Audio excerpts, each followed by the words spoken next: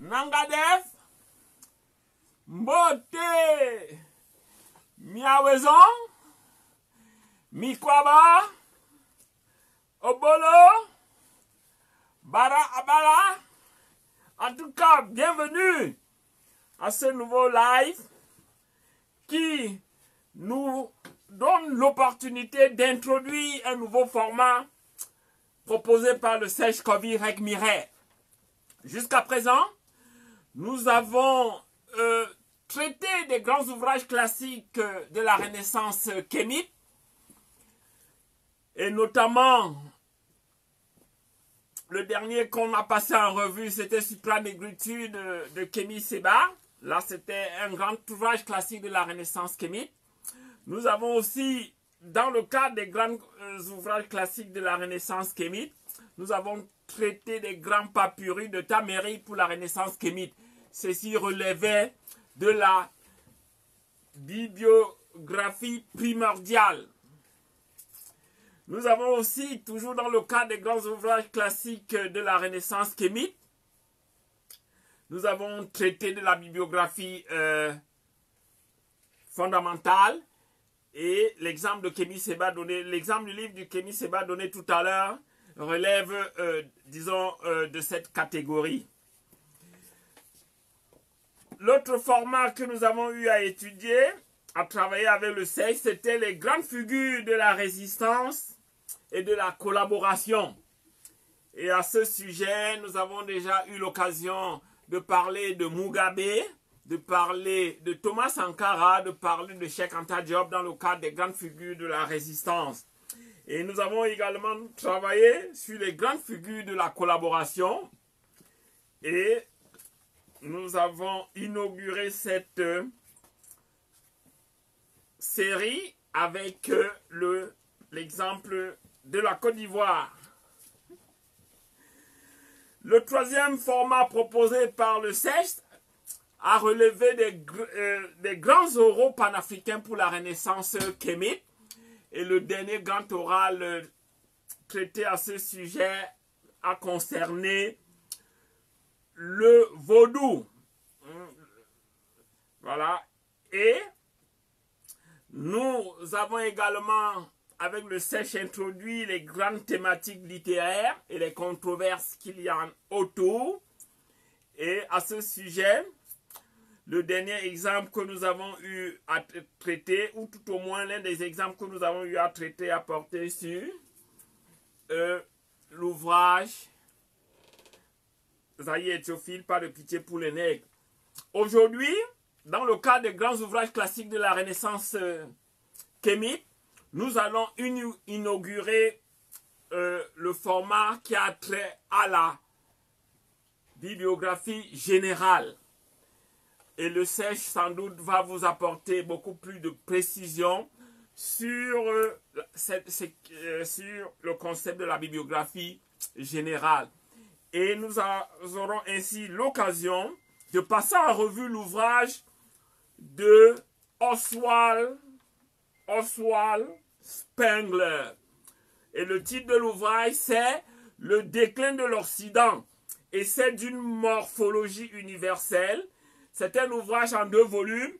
Le volume 1 a pour titre « Forme et réalité » et le volume 2 a pour titre « Perspective de l'histoire universelle ». C'est donc un nouveau format dans le cadre des grands ouvrages classiques de la Renaissance kémite, bibliographie générale, que nous inaugurons aujourd'hui. Le Sèche va certainement nous donner un peu plus de précision au sujet, disons, de ce nouveau format. Avant d'aller droit au but avec la première question, nous allons aussi inaugurer aujourd'hui une nouvelle pratique qui consiste à donner la parole aux internautes qui nous suivent. Nous les inviterons, après la 9e question, à nous poser des questions. Quelques-unes seront sélectionnées et seront données au Sèche afin qu'il nous réponde, aux questions posées par les internautes. En tout cas, celles des questions qui auront été sélectionnées. Je vais donc, sans plus tarder, poser au sèche la première question qui est celle-ci. Qui est en réalité Oswald Spengler? Quel est son parcours intellectuel et professionnel? Et surtout, quelle est sa vision de l'histoire de l'humanité? Page 9, c'est traité à la page 9 de son ouvrage, Serge Covey. Permettez-moi, avant toute prise de parole, de remercier chaleureusement toutes les sœurs de combat kémites, tous les frères de combat kémites et tous les sympathisants de la cause kémite qui, depuis 1 an et demi maintenant, suivent avec diligence nos séquences vidéo live qui sont de fait devenues des rendez-vous incontournables de la kémitosphère numérique. Je voudrais en second lieu exprimer ma reconnaissance et ma gratitude à un doyen qui a choisi de mener le combat le plus essentiel qu'un être humain puisse mener, qui est le combat de la réhabilitation de ceux sans qui nous ne serions pas en train aujourd'hui d'entretenir la flamme de l'espoir. Il y a 2 manières de prendre date avec l'histoire. Il y a d'abord la rétrospective.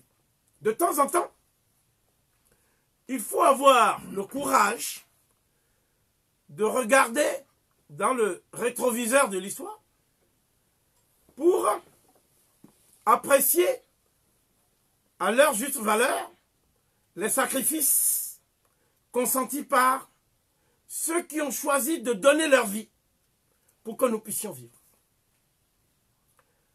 Deuxièmement, il y a la prospective. Il faut que nous pensions chaque fois à ceux qui sont déjà en vie, mais qui n'ont pas encore été rattrapés par le mal rédhibitoire que nous appelons la négrophobie, ou ceux qui sont appelés à naître. La question qui est posée, c'est: faut-il mettre au monde des enfants dont on n'a pas l'assurance qu'ils vont vivre dans un monde qui leur permettra d'être heureux, d'être libres, d'être prospères, d'être épanouis? À quoi bon faire des enfants quand nous savons que ces enfants demain vivront dans une Afrique recolonisée, une Afrique suppliciée, une Afrique agressée? Donc chaque fois qu'on choisit de faire un enfant, on choisit en même temps de lui assurer une vie qui soit une vie humaine. Je n'ai pas parlé de nous-mêmes. Je n'ai pas parlé de la perspective. Parce que nous sommes déjà dans le grand bain. Souvent, il y a des gens qui gesticulent au bord de la piscine. Et ils sont très sensibles au schéma du maître nageur. Mais dès que tout le monde se précipite dans l'eau, on voit que le maître nageur, il ne sait pas nager. Eh bien, nous jouons aux maîtres nageurs qui ne savent pas nager. C'est-à-dire, nous passons notre temps à dire la lutte est engagée. Le combat plus que jamais est en chantier. Nous sommes les grands combattants kémites d'Internet. Mais nous oublions une chose. si le combat est engagé, on ne dit jamais qui est son ennemi. À partir du moment où vous dites, vous désignez votre ennemi, il n'y a plus cet effet psychologique de surprise qui fait que vous êtes en capacité d'anticiper. Voilà pourquoi nous passons notre temps à réagir. On est dans la réaction émotionnelle. Mais on n'anticipe pas. Parce que on dit aux gens qui sont nos ennemis tout le temps. Et ce qui est paradoxal, c'est que quand il faut sortir maintenant du marasme, n'est-ce pas? Nous tendons la main à la Banque mondiale, au FMI. C'est-à-dire nous demandons aux ennemis de nous sortir d'une situation qui les arrange. C'est un problème de cohérence mentale. Ici, il est question de réparation. Donc c'est un ouvrage collectif, remarquable ouvrage, que notre aîné, le doyen, Garcin Malsa, qui porte ce combat depuis des années. Il a décidé donc de présenter au public. Et je ne résiste pas au plaisir de décliner brièvement le sommaire. Ça va aller très vite. Il y a l'introduction par Garcin Malsa lui-même. C'est la page 13. Il y a un texte de Garcin Malsa, la réparation, une exigence de justice. Ce texte est co-signé par Claudette Duhamel et Alain Manville. Alain Manville, c'est le principal disciple de Frantz Fanon. Ça dit parmi les partisans de Fanon, Manville, qui est avocat, fait partie de ceux qui ont le plus fait pour l'Afrique. Je dis bien pour l'Afrique. Page 51, Alain Manville parle d'un tribunal international pour la réparation. C'est-à-dire que jusqu'ici, les tribunaux qui ont été saisis de cette requête en droit positif ont toujours présenté une fin de non-recevoir. Pourquoi? Parce que ce sont les États qui ont mis en place ces tribunaux qui sont susceptibles de réparer les crimes. Donc, contrairement à ce que beaucoup de gens pensent, ce n'est pas la réparation économique et financière qui les dérange, même si cela leur en coûte beaucoup. Ce qui les dérange, c'est la réparation mémorielle. C'est-à-dire le fait de reconnaître qu'ils ont tué des êtres humains pour rien. Voilà. Et ça, avec les histoires des droits de l'homme, avec les histoires de ce qu'on appelle l'humanité et les valeurs humaines, ce discours s'effondre. Parce que tout leur magot, tout leur bien, c'est sur le dos d'innocents, des millions et des millions de gens qu'on a tués. Donc, il y a aussi votre serviteur, Kovi Rekmire, qui a écrit, dans le même livre qui vient de paraître, La traite négrière européenne, les résistances africaines et la question des réparations, vers une évaluation objective des dommages subis par les victimes de l'Holocauste noir et leurs descendants. En réalité, ce que j'ai voulu exprimer, c'est que la première réparation, c'est la réparation de l'image de ceux qui ont été présentés comme ayant vendu leurs propres frères. C'est la réhabilitation de leur combat. Et c'est la reconnaissance de l'utilité publique mondiale de leur héroïsme. Cela veut dire qu'on ne peut plus garder les mêmes manuels d'histoire. Donc c'est ça le problème que je pose, fondamentalement.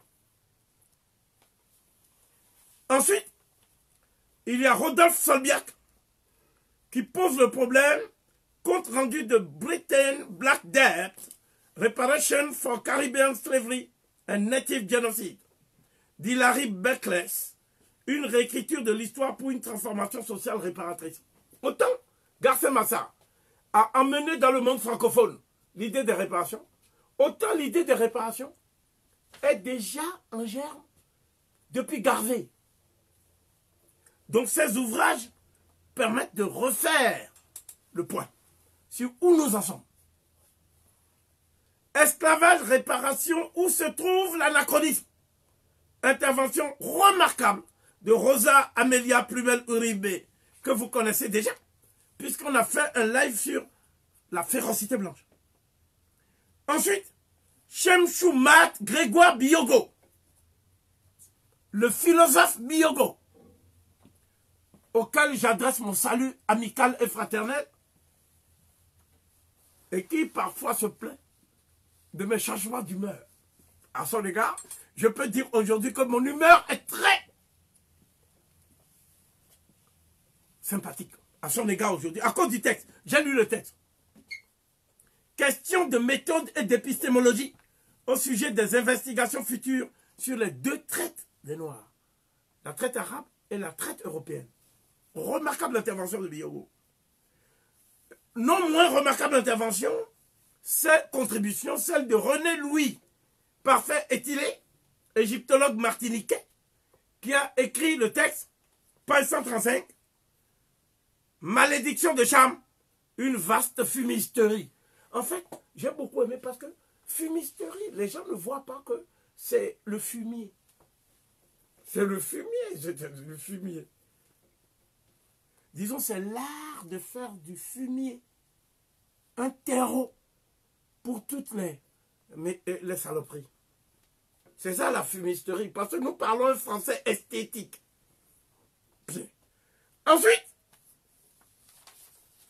Louis Salamolès, celui qui a écrit le Code Noir ou le Calvaire de Canaan, a écrit page 147, esclavage, réparation. C'est chaque fois qu'il y a eu esclavage dans l'histoire, il y a eu réparation. Sauf quand c'est les Noirs. Bien. Ensuite, Mam Oulo, notre maman Guillabert, qui vit au Sénégal et qui nous a beaucoup encouragés pour les lives. Voilà, elle est éditrice. On reviendra là-dessus. 147, page 147, page 159, pardon. Les réparations, l'Afrique et le panafricanisme. Parce qu'elle pense que c'est seulement le panafricanisme qui, lorsqu'il va triompher, va actualiser le problème des réparations. Ce n'est pas une question de revendication verbale. Ensuite, Philippe Bessières, page 181, l'Anzistman pour une réparation globale à la Réunion.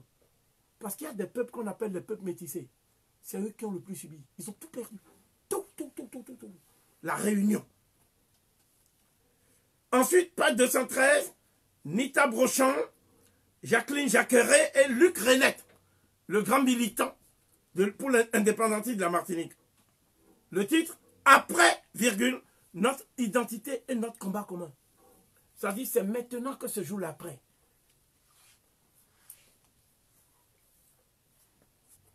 Ensuite, autoréparation par le pouvoir du verbe. Réhabilitons nos ancêtres africains, réduits en esclavage et en arrêtant de les appeler esclaves. Donc c'est l'idée qu'ils sont des déportés et non des esclaves. Ça c'est Gladys Démocrite. Ensuite, page 235, par Sa Majesté la Reine-Mère, Dorothy Désir Rounon, réparation, reconnaissance et justice. Ensuite, une auteure que nous connaissons très bien, Juliette Smeralda, page 251, la déconstruction du couple kamite comme séquelle de la destruction de la famille kamite par l'esclavage transatlantique. Quelle réparation plurielle pour tant de crimes quotidiens restés jusqu'ici impunis. Ensuite, Apa Mumia Makeba, Guyane, connaître le crime contre l'humanité pour ne pas l'entretenir. Ensuite, Patricia Donatien, le corps caribéen. Comment l'art peut-il réparer la mémoire organique d'une souffrance historique? Ensuite, Rodolphe Solbiac, devoir de mémoire et dénonciation du scandale de l'empoisonnement au chlordécone en Martinique, dans l'exposition Terre-Bois Glo de Patricia Donatien, un plaidoyer artistique pour une réparation et une auto-réparation. Ensuite, Joby Valente, notre maman Joby Valente, 3 exemples de victimes de discrimination raciale en lutte pour le respect de leur humanité et de leur peuple. Justice et réparation vont ensemble. Page 297. Postface, appel du mouvement international de réparation MIR à tous les descendants d'Africains déportés et à tous les Africains du continent. Page 311. C'est un texte mobilisateur. Ensuite, présentation du MIR, page 313. Ensuite, les livres édités par le MIR, page 315. Cet ouvrage doit être entre les mains de tous ceux qui se battent pour que nos descendants ne vivent pas l'amnésie qui nous a rendus si vulnérables dans l'histoire. Quiconque oublie ses ascendants sera oublié par ses descendants. Quiconque outrage ses ascendants subira l'outrage de ses descendants. C'est une loi de l'histoire. On appelle ça une loi des raies de l'histoire humaine. Voilà pourquoi de génération en génération, nous subissons oubli et outrage. Il est temps de mettre un terme à cette spirale.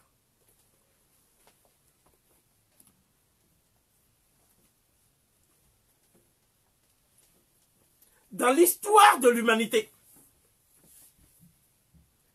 il y a 4 manières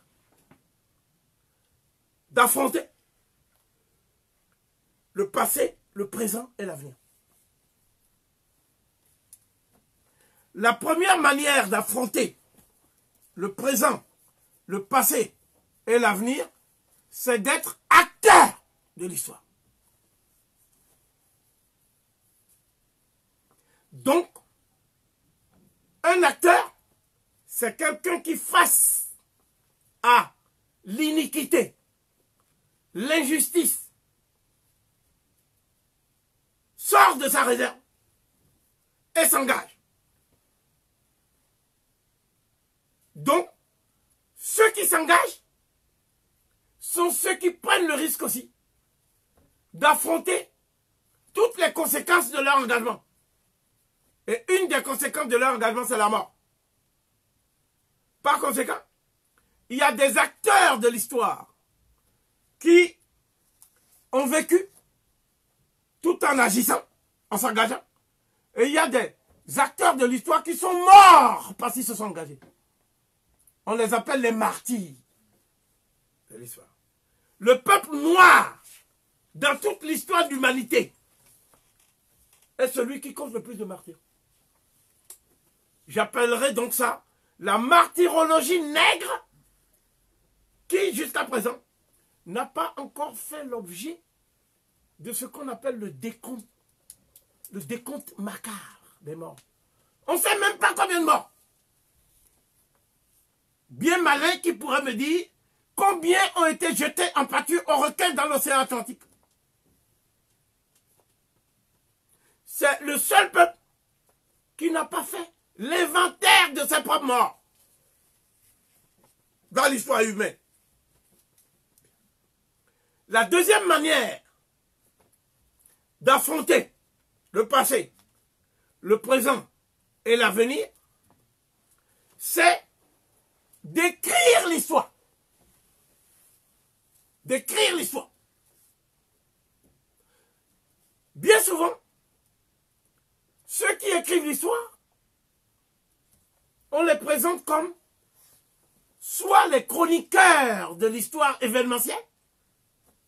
Donc il y a des événements et eux, ils tiennent la chronique quotidienne de ces événements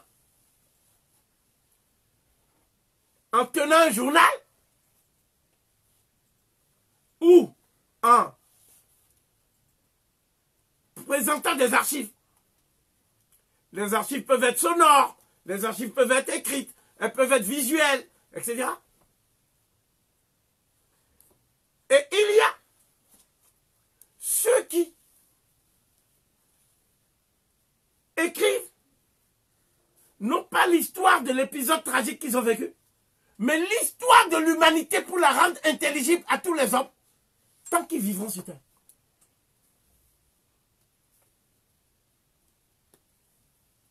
Parmi ceux-là, il y a un Africain. Depuis que nous avons perdu l'initiative historique, c'est-à-dire depuis 525 avant notre ère, pas depuis la traite arabe, bien avant, sous le Perse, sous l'occupation perse. C'est Cheikh Anta Diop. Namé m'a posé une question sur Spengler. On va dire combien encore dit Cheikh Anta Diop. Or, Spengler fait partie pour l'Occident de ceux qui ont écrit l'histoire de l'humanité afin que tous les humains puissent se souvenir de la grandeur de l'humanité et de sa décadence.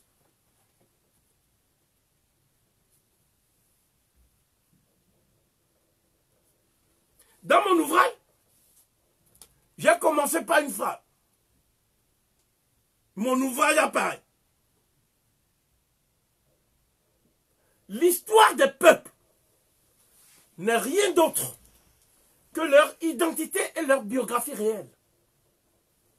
Prendre le risque de la travestir, c'est dépouiller ces peuples des actions souvent glorieuses, parfois viles, des actions concrètes auxquelles, dans le feu de la réalité et dans la marmite tourmentée des événements, ils impriment le sceau de leur passion, de leurs ambitions et de leur mission. Et seules ces actions, en définitive, les façonnent et les forment. C'est comme ça que j'ai commencé. Ça veut dire quoi? Ça veut dire que tout être humain a sa propre mémoire. Mais sa mémoire n'est pas la conscience historique de l'humanité. Sa mémoire est limitée à son vécu. À son vécu, à son expérience de la vie. Mais ce dont on parle, Oswald Spengler, Ibn Khaldoun, dans Al-Muqaddimah, discours sur l'histoire universelle, Townby, John Battista Vico, Drusinet, ceux-là, ils appartiennent à une catégorie de ceux qui ont élaboré la théorie rationnelle de l'histoire de l'humanité. C'est une théorie rationnelle de l'histoire de l'humanité. Joseph Kizerbo a tenu la chronique de l'histoire de l'Afrique. Eli Kambokolo a tenu la chronique de l'histoire de l'Afrique. Degrave Johnson, dans son ouvrage, c'est un Ghanéen, African Glory, The Story of Vanished Negro Civilization, il a tenu une chronique. Frank Snowden Jr., dans son ouvrage Blacks in Antiquity, Ethiopians in the Greco-Roman Experience, il a tenu une chronique. Mais Cheikh Anta Diop seul a élaboré une théorie rationnelle de l'histoire de l'humanité qui permet de rendre intelligible tout ce que l'humanité a fait de grand et de noble et tout ce que l'humanité a fait de bas et de vil, comme les génocides par exemple. Les génocides ne sont pas des actes militaires et guerriers. Du moins, pas toujours. Ce que nous vivons en ce moment, avec le coronavirus, c'est un génocide. Mais, qui est utilisé par la voie de la virologie. C'est-à-dire la libération de virus meurtriers pour passer de l'état d'épidémie à l'état de pandémie. Et ce qu'on avait coutume de voir, c'est la dévastation des continents comme l'Afrique. Le fait nouveau, c'est que ce virus opère intensément dans l'œil du cyclone. Est-ce pour autant que nous devons nous réjouir? N'est-ce pas la même humanité qui en meurt aux États-Unis? La raison pour laquelle le président Trump est pressé de repasser à la reprise des affaires, c'est parce que 70% des morts sont noirs aux États-Unis. Donc, le problème que nous posons, c'est qu'il y a une troisième façon d'être confronté au passé, au présent et à l'avenir. Cette troisième manière, c'est d'être ce qu'on appelle des témoins de l'histoire. Vous voyez, de temps en temps, on amène des gens pour dire, voici les derniers survivants de la Shoah. Venez! Et ils viennent. Voici le dernier esclave américain. On a fait un live sur ça. C'est un béninois. Voici le dernier des Mohicans. C'est ça qu'on dit. Alors, qu'est-ce qu'on veut dire par là? On veut dire que lui, il a pris connaissance des événements qu'il a vécus. On ne dit pas qu'est-ce qu'il en a fait. Parce que beaucoup ont été présentés comme des survivants de la Shoah, mais en fait, à l'époque, ils ont déserté, ils ont fui. Mais ils viennent après pour dire on était, c'est nous. Donc il y a plein de médailles. Pareil pour la première guerre dite mondiale, pareil pour la deuxième guerre dite mondiale, etc., etc. Les seuls qui sont des témoins qu'on ne décore pas, c'est les tirailleurs nègres qui, à force de tirer ailleurs, on finit par oublier comment on tire. Parce que quand ils réclament leur dû, on les massacre au camp de Tiaroy, au Sénégal. Donc, les témoins de l'histoire, il y a plusieurs catégories. Il y a des gens même qui ont été des collabos et qu'on a fait passer pour les héros de la résistance en France. Et qui donnent des leçons aux Africains. Oui, mais vous étiez tout simplement des bataillons de notre bras armé. Mais ce n'était pas vous qui exerciez le commandement. Je regrette, c'est nous qui allons vers sur les canons. Eux, ils étaient des planqués. Je regrette.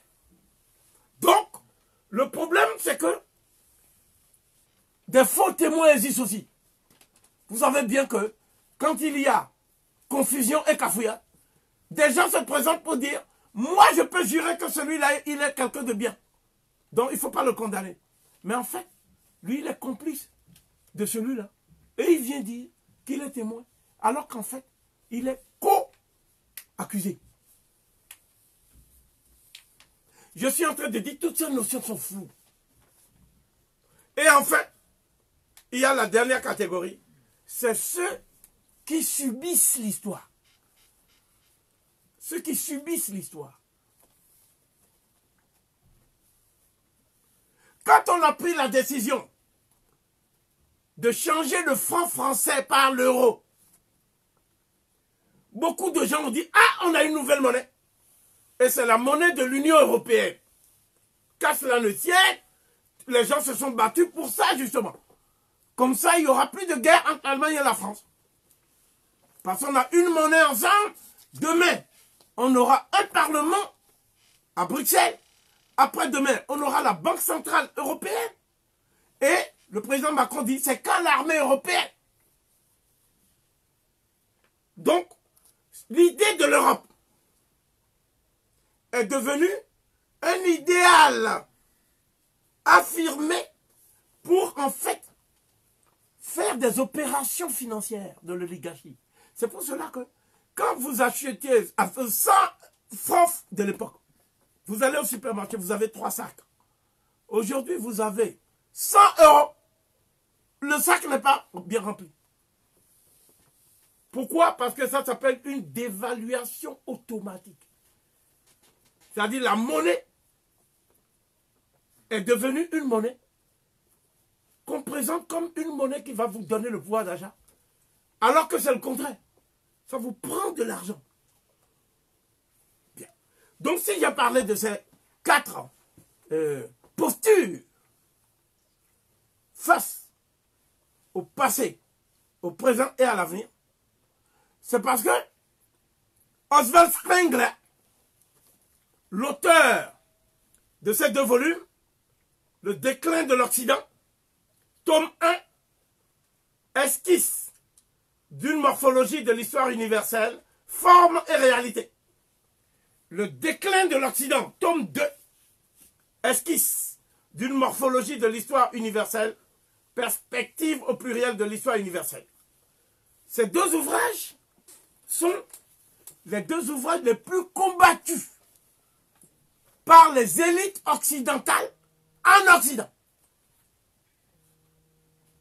Bien sûr, ils ont combattu Nation Nègre et Culture. Ils ont combattu l'Asie et la domination occidentale de Panikkar, un historien indien qui a dit tous les crimes que l'Occident a fait là-bas. En Asie. Ils ont combattu.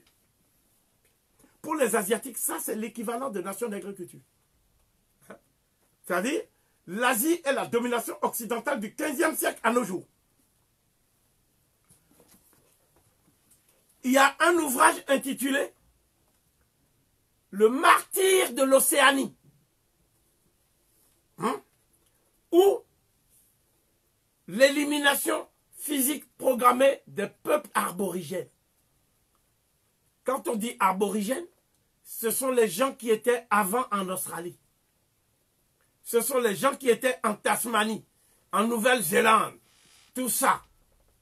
C'est ça qu'on appelle les aborigènes. Bien. Donc, ces ouvrages ont été combattus. Pourquoi? Parce que ces ouvrages posent le problème de la version des vaincus. L'histoire étant écrite par les vainqueurs, et les vainqueurs proposant la version qui les arrange.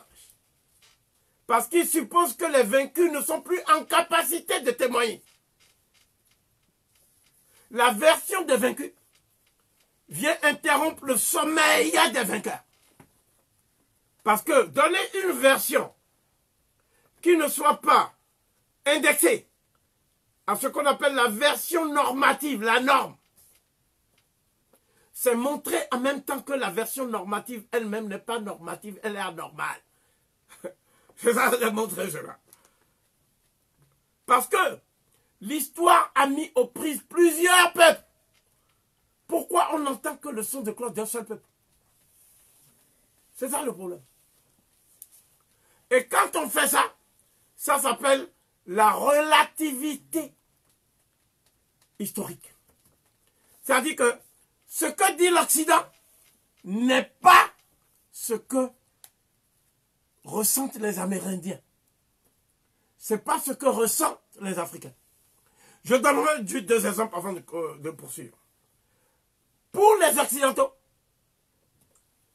le génocide, l'épisode du génocide, que moi j'appelle l'Holocauste noir, qui a commencé depuis l'Antiquité, qu'on appelle la traite négrière européenne, c'est la conséquence d'un commerce triangulaire. Donc il y a 3 pôles. Il y a le pôle de l'offre, c'est l'Afrique. C'est des Africains qui offrent à d'autres Africains. Il y a le pôle de la demande, c'est l'Europe. Et il y a le pôle de la mise en valeur de la marchandise humaine. C'est l'Amérique et le Nouveau Monde. C'est comme ça qu'il l'appelle. Voilà le point de vue normatif sur cet épisode tragique. Pour nous, on ne peut pas dans ce schéma-là parler de réparation. Parce que si la victime est elle-même son propre bourreau, il faut que la victime cesse de s'auto-victimiser pour se culpabiliser. Donc la culpabilisation des Noirs est l'entreprise qu'on mène dans la guerre psychologique depuis le XVe siècle. La culpabilisation des Noirs. On culpabilise la victime et on absout le bourreau. Qu'est-ce que moi je dis?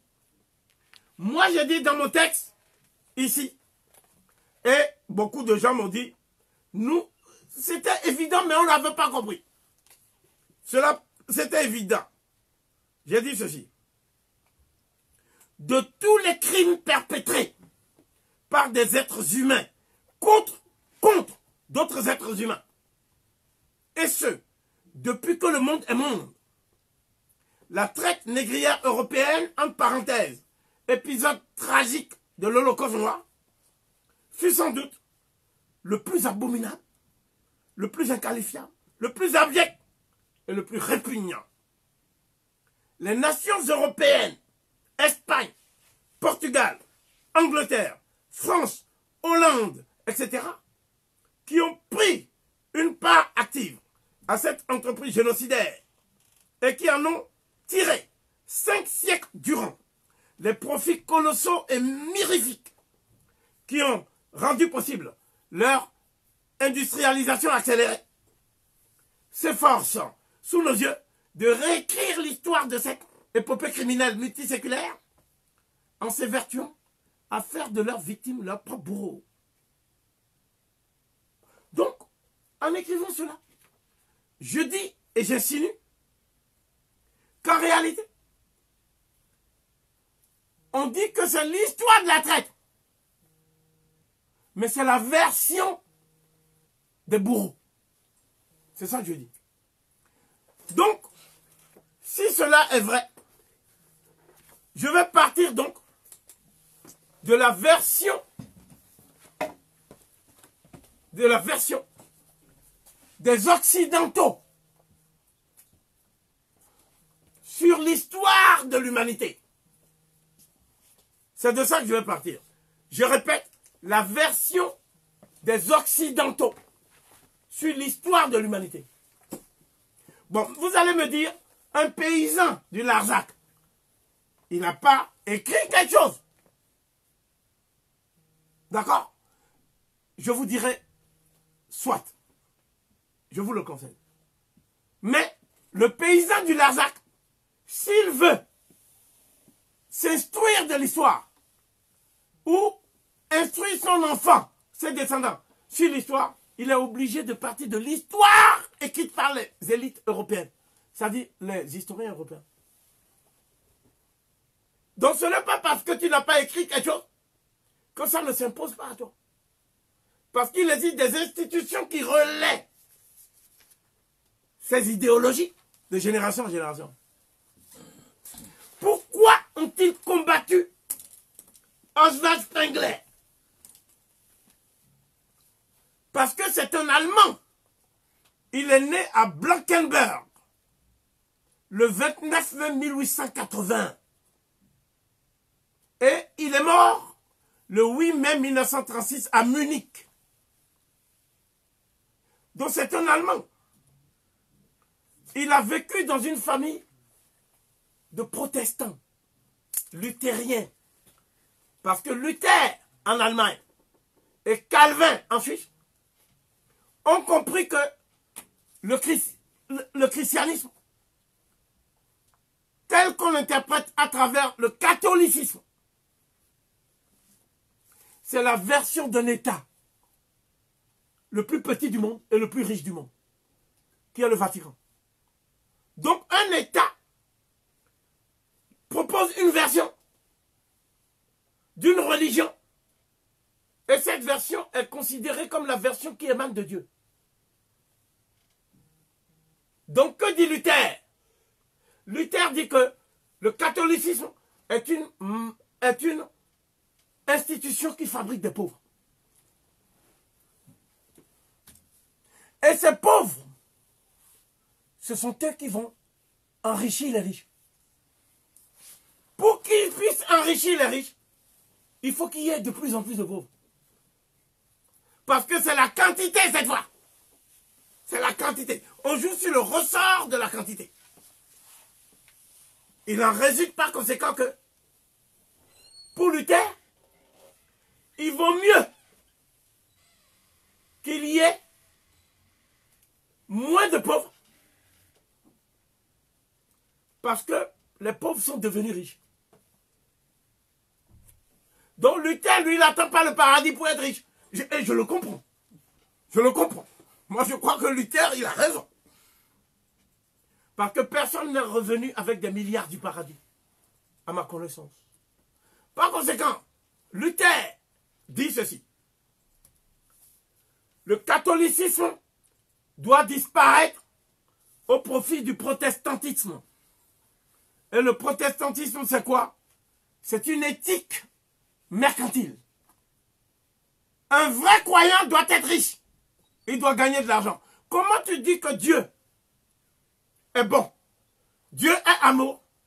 Et chaque jour, tu es dans une case, dans une hutte, tu n'as pas de quoi manger, et tu emmènes tes enfants pour aller donner encore le peu que tu as dans une église à des gens qui, eux, sont riches. Donc, le sociologue qui a dit que le protestantisme, c'est ça qui a fait que le christianisme n'a pas été détruit par l'insurrection des esclaves.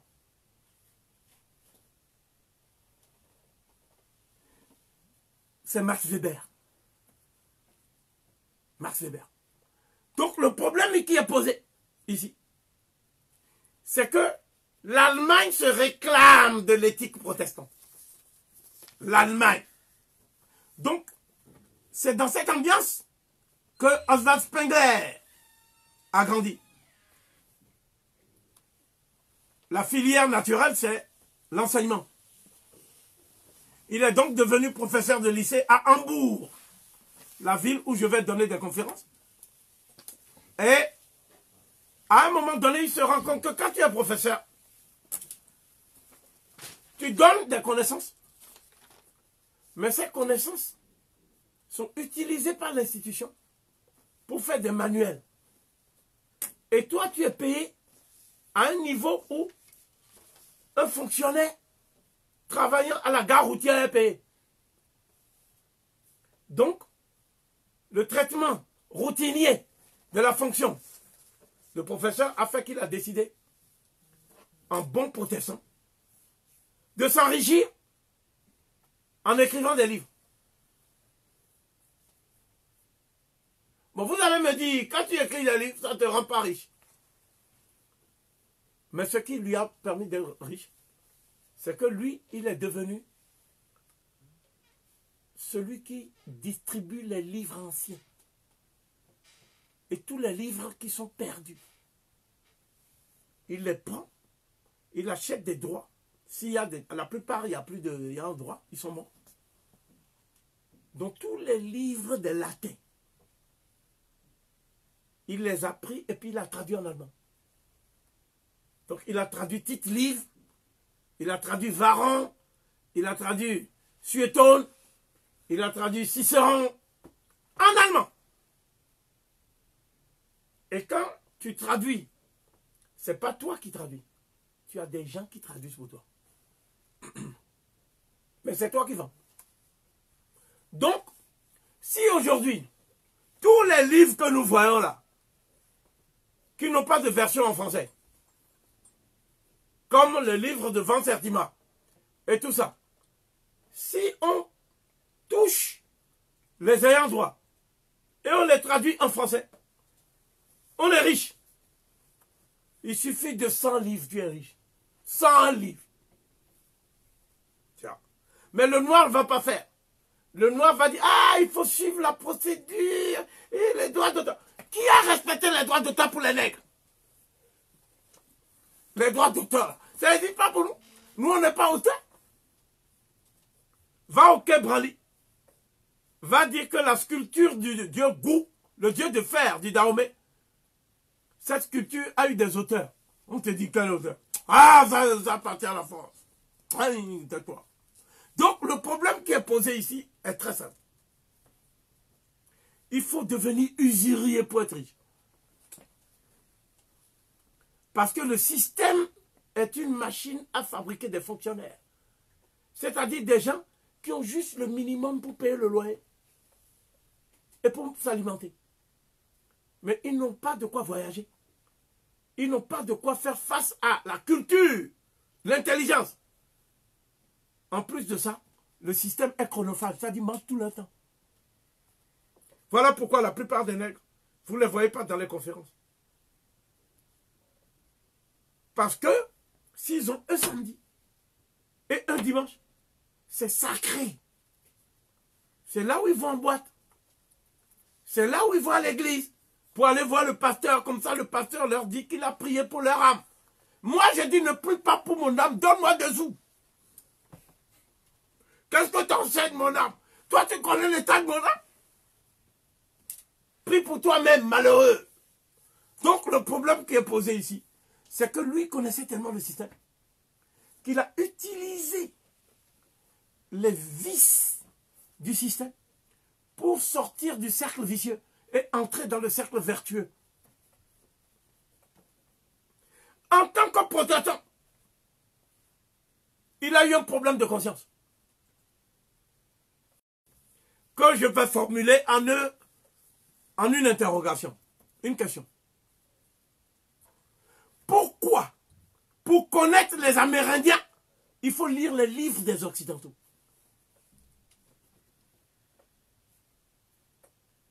N'y a-t-il pas des historiens amérindiens qui ont rendu compte de la version des vaincus amérindiens? Pourquoi il n'y en a pas? Pourquoi en Allemagne, on va à l'université, on étudie les Mayas, on étudie les Aztèques, et on dit que c'est des peuples anthropophages, des trucs comme ça, mais on ne parle pas de la pyramide, on ne parle pas de tout ça. Pourquoi? Donc l'Européen, dans son récit mémoriel, mégalomaniaque et mythomaniaque, qu'il appelle l'histoire de l'humanité, a inventé une pseudo-science qu'on appelle l'américanisme. Parce que ces gens-là, les Mayas, tout ça, ils appelaient leur continent Tarana. Ils ne disaient pas Amérique. Ils ont inventé l'africanisme. Donc il y a ici des africanistes spécialistes des Dogons qui ne savent pas dire un mot dans la langue Dogon. Des imposteurs académiques. Voilà la position qu'on vit. Ils ont inventé aussi des océanistes. L'océanisme. Tu vois? Ils ont inventé les spécialistes de l'asiatisme, l'idéologie de l'Asie. Tu vois, non? Mais il y a une seule qui manque. C'est l'européanisme. Ils n'ont pas inventé,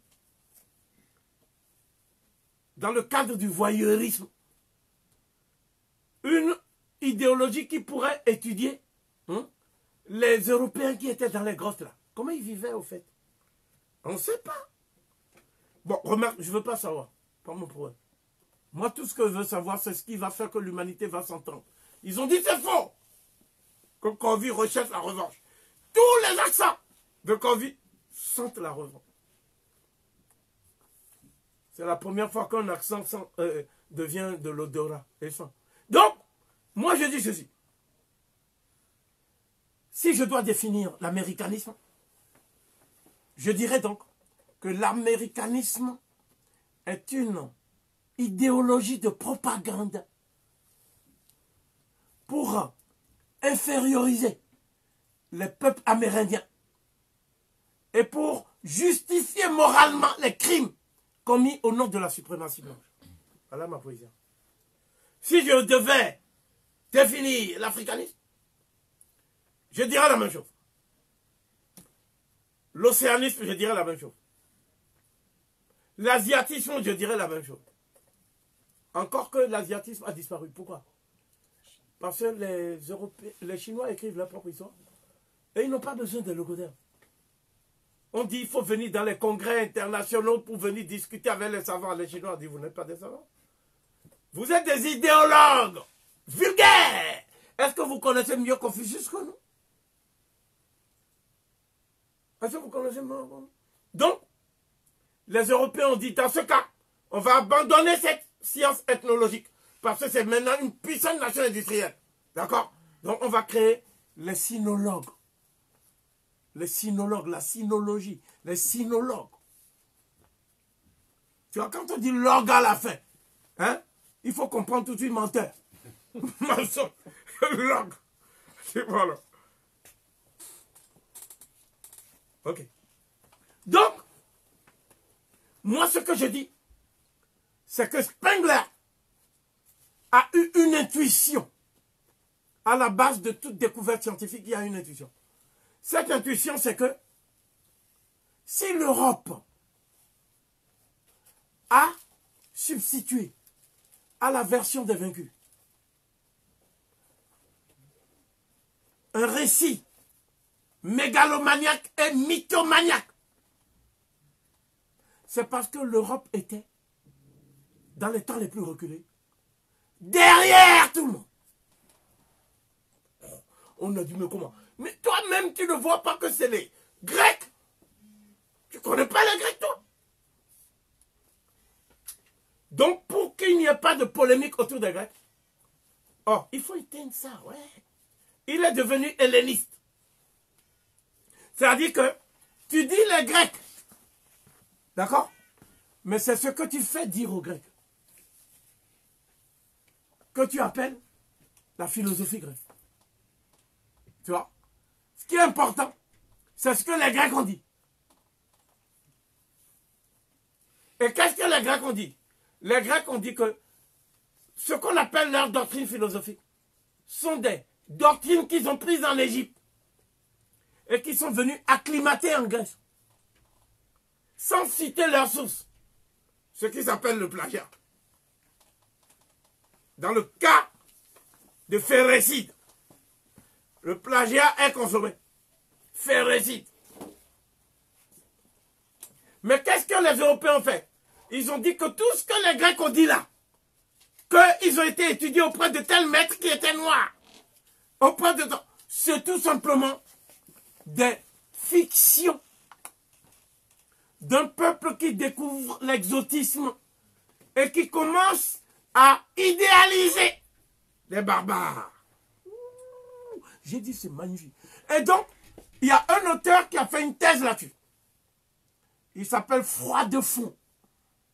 Froidefond. Et le livre s'intitule Le mirage égyptien. C'est-à-dire, les Grecs ont été victimes du mirage égyptien. Mais pourquoi les Grecs n'ont pas été victimes du mirage babylonien? Pourquoi ils n'ont pas été victimes du mirage assyrien? Pourquoi c'est toujours le mirage égyptien? Maintenant, les Grecs disent, voilà là où on a étudié. C'est tel endroit. On est parti, les archéologues ont trouvé l'endroit. On a dit, ouais, mais les Grecs ont dit ça, mais peut-être qu'ils se sont trompés d'endroit. J'ai dit non. Moi, je suis obligé de défendre les Grecs. Parce que c'est pas possible. Pas possible. Bon, donc, par contre, comme ils ont dit que ce sont ces mêmes Grecs qui ont fait le miracle grec, et que c'est eux qui ont tout apporté, la raison, la science, etc., ils risquent de détruire le miracle grec en mettant en cause la fiabilité des Grecs. Parce que c'est sur les mêmes Grecs qui font le miracle grec. Tiens, donc je dis, pour sauver le miracle grec, moi je dis qu'il faut défendre le soldat Thalès. Il faut défendre le soldat Pythagore. On dit quand on s'est connu. Occupe-toi tes nègres. Donc le problème de Townshend, c'est ça. Non, de Spengler. Donc, il a dit, au lieu de dire l'histoire universelle, tu vois ici, esquisse d'une morphologie de l'histoire universelle, il faut se demander qui est celui qui a inventé l'universel. Pourquoi on dit toujours la déclaration universelle des droits de l'homme et des citoyens? Il y a les autres peuples qui font des déclarations. Pourquoi ils ne disent pas universel d'abord? quand les Chinois font leur déclaration, ils ne disent pas universel. Donc, qu'est-ce qu'ils entendent par universel? Donc, il y a une première construction conceptuelle qui s'appelle l'universalisme. C'est très dangereux. Parce que la plupart des nègres aliénés disent, du point de vue de l'histoire universelle, mais qu'en savent-ils? Donc Spengler va attaquer l'universalisme. Deuxièmement, Spengler va attaquer le rationalisme. Parce qu'il dit que chaque fois qu'ils disent quelque chose, ils disent que c'est la raison. C'est pas eux. Il est raisonnable d'eux. Et pensez que... Voilà. Donc Spengler va dire que, en fait, la raison est un concept confus et fourre-tout qui permet de justifier ce qui n'est pas raisonnable. Spengler dit comme ça.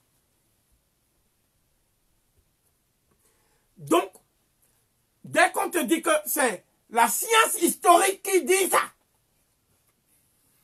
il faut savoir que c'est tout simplement un tissu de mensonges. Et on met juste le mot raison ou le mot science. La troisième chose, c'est il faut détruire l'ethnologie, qui est une pseudo-science qui parle des êtres primitifs, des bons sauvages et tout. Et il faut reprendre les documents historiques laissés par les anciens Égyptiens, les papyrus, les documents laissés par les anciens Mayas. Ils avaient aussi une écriture hiéroglyphique. Et c'est à partir de ces documents qu'on doit confronter ça avec maintenant le récit mythomaniaque et mégalomaniaque de l'Europe. Hein? On doit confronter les papyrus égyptiens avec le récit mythomaniaque. Tu vois? Et c'est ce que nous avons fait avec le papyrus Edwin Smith mal nommé. Et ce que nous allons faire avec le papyrus Rind de mathématiques mal nommé. Donc ça veut dire quoi? Spengler met la main, le doigt, là où ça fait mal. Donc on a accusé Spengler,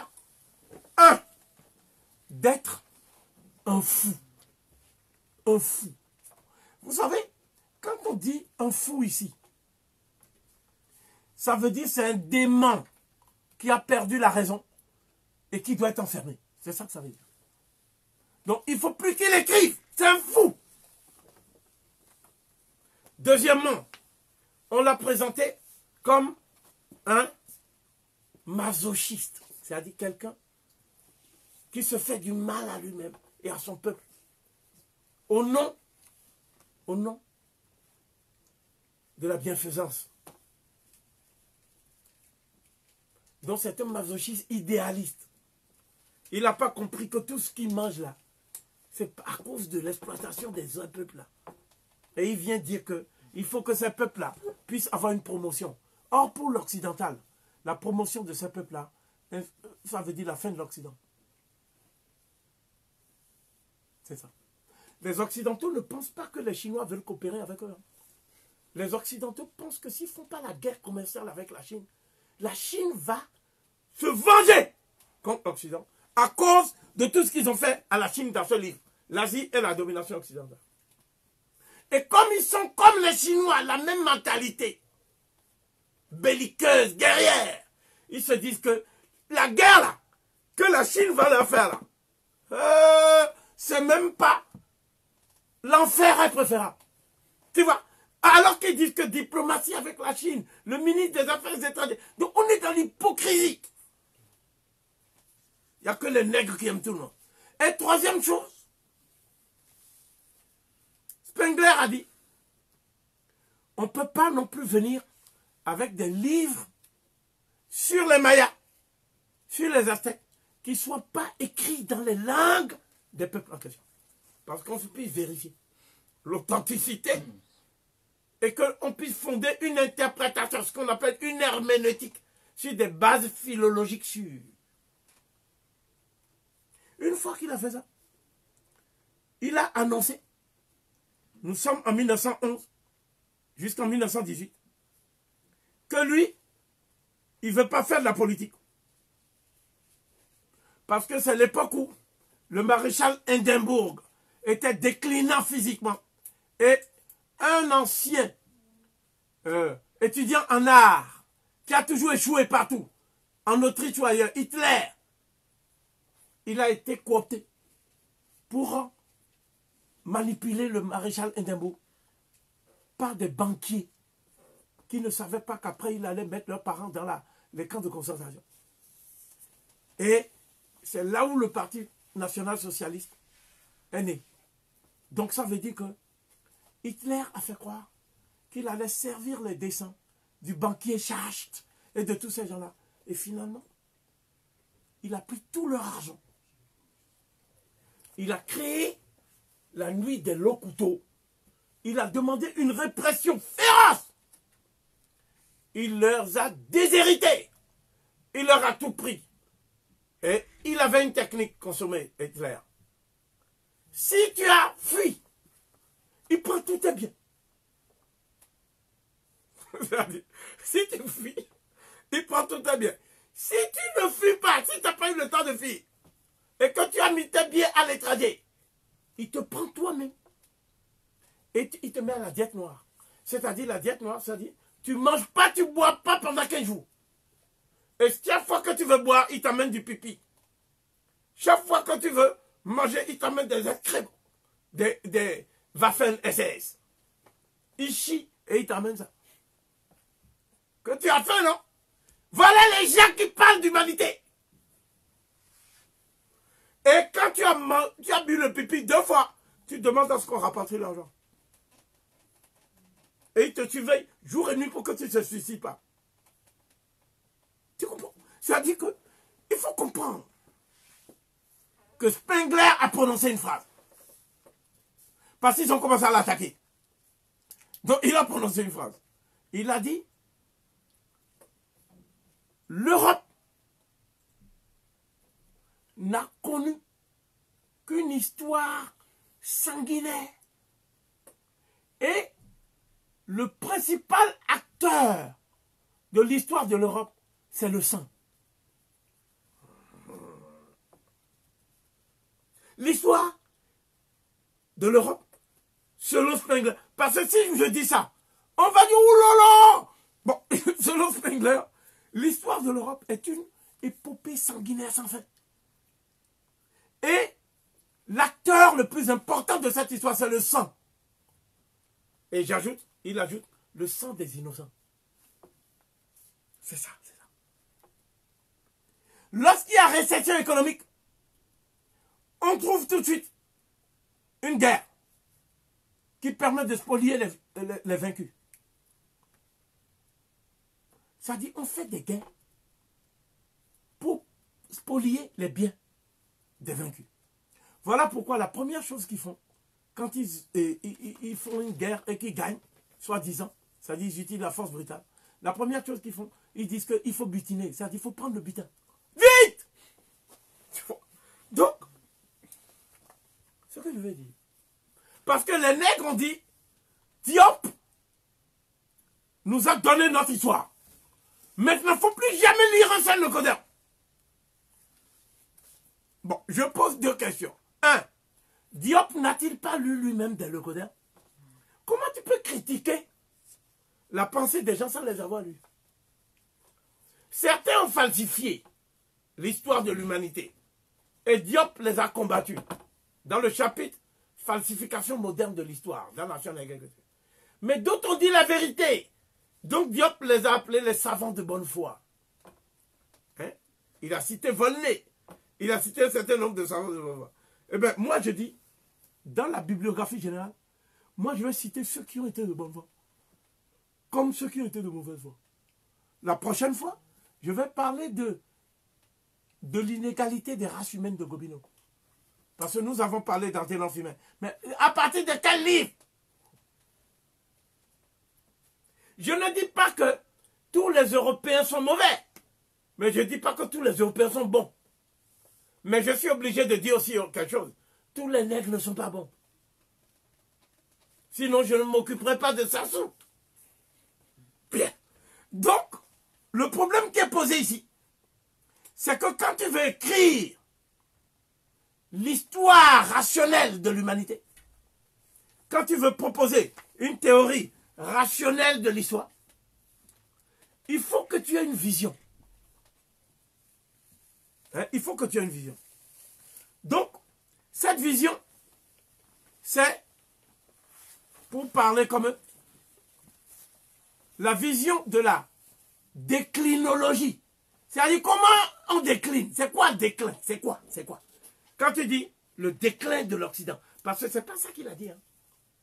Le mot qu'il a dit, c'est pas le mot déclin. Hein. Ça, c'est la traduction de l'allemand par le philosophe Tazerout.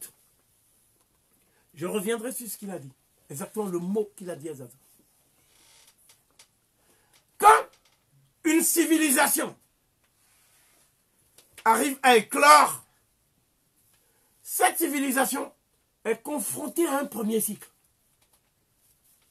Ce cycle, c'est le cycle de la maturité.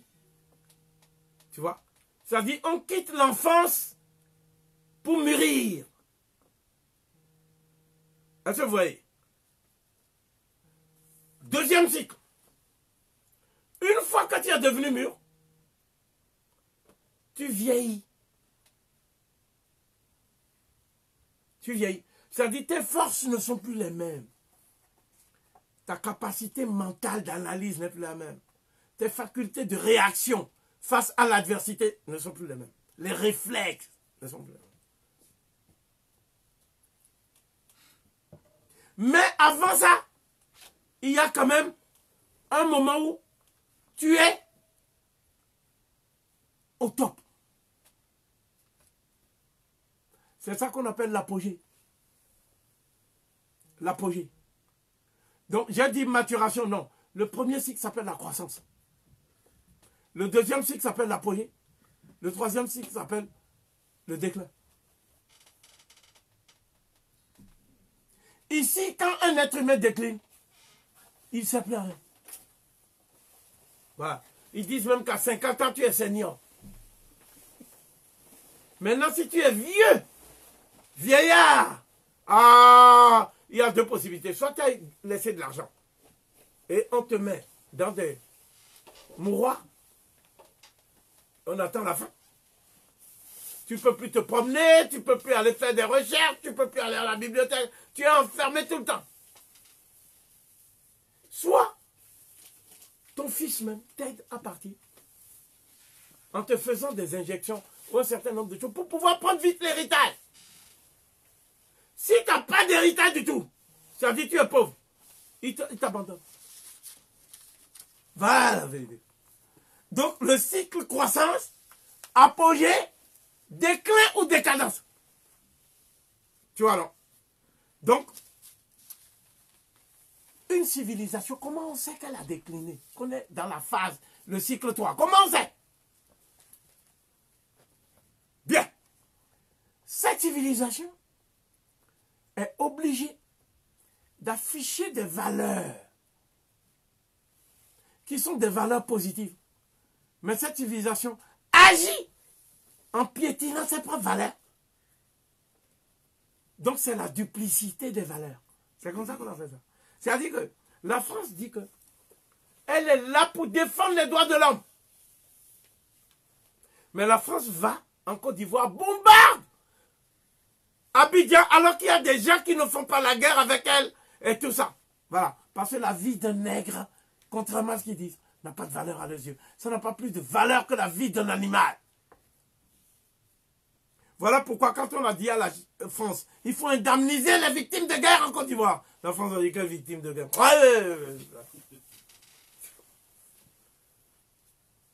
Donc Césaire a mis en évidence ça.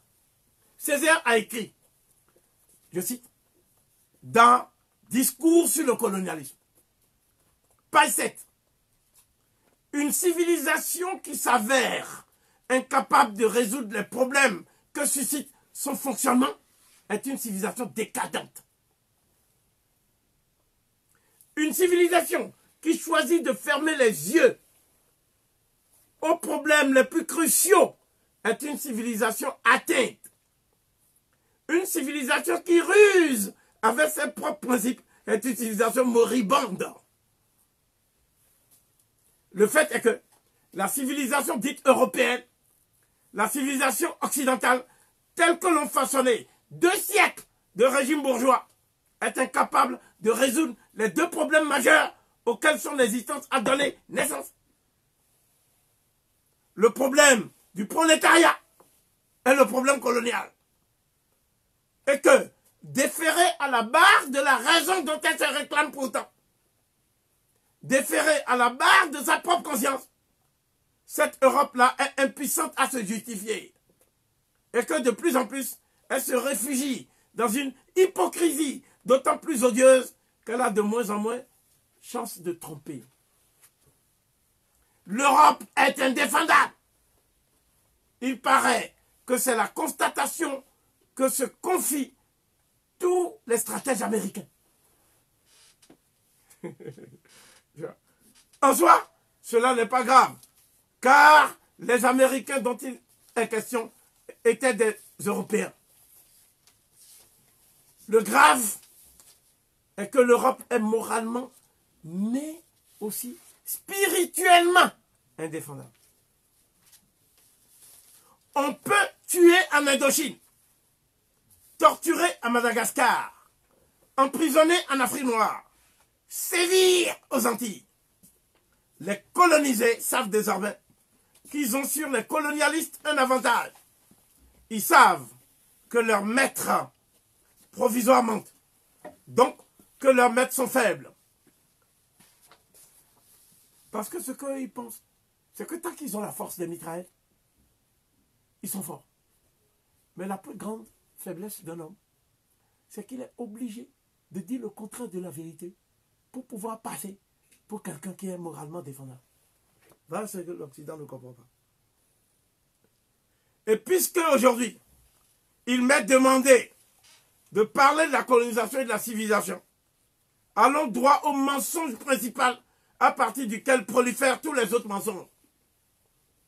Colonisation égale civilisation.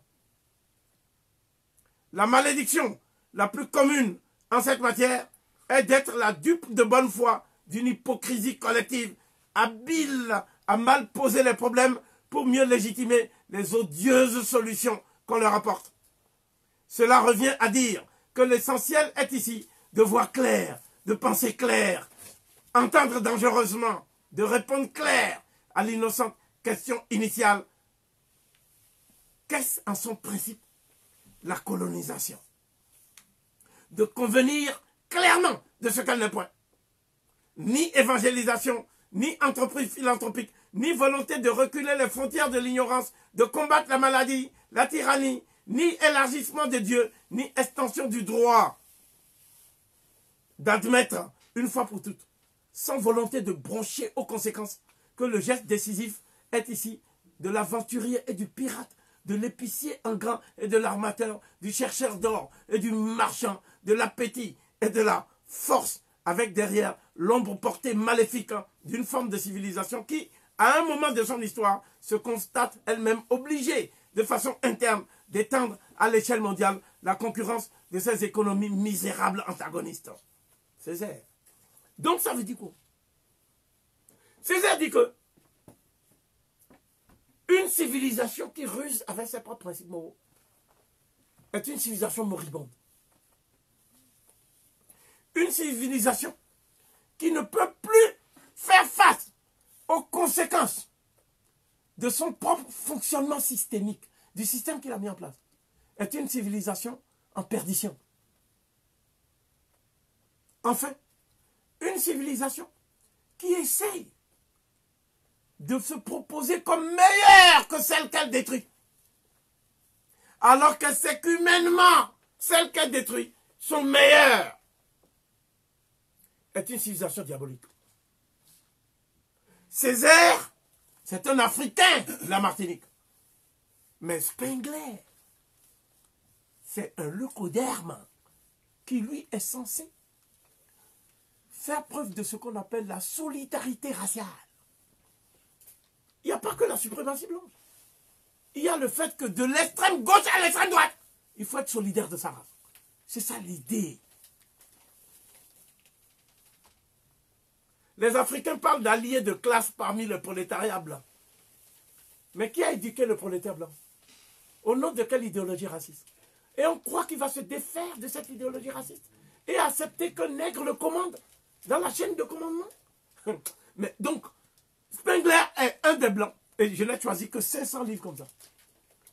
Un des blancs qui nous ont dit le plus de vérité sur ce qu'est le blanc. Ça, c'est très important. Parce que les Noirs ne savent pas ce qu'est le blanc. Ils ne savent pas qui est le blanc. Quand je parle de ce qu'est le blanc, je veux dire l'ontologie. C'est-à-dire la qualité d'être du blanc. Tu vois. Deuxièmement, il nous parle de ce que vaut la parole du blanc. Tu sais qu'en Afrique, on dit que la parole d'un homme suffit pour instaurer la confiance. Lorsque tu arrives quelque part et que ta parole vaut la bouse de vache, on te laisse prospérer, mais on t'empêche de nuire. Les Occidentaux ont signé des traités. Et ils les ont déchirés et ils ont utilisé la force pour tuer les gens avec qui ils ont signé les traités. Et ils parlent des droits de l'homme.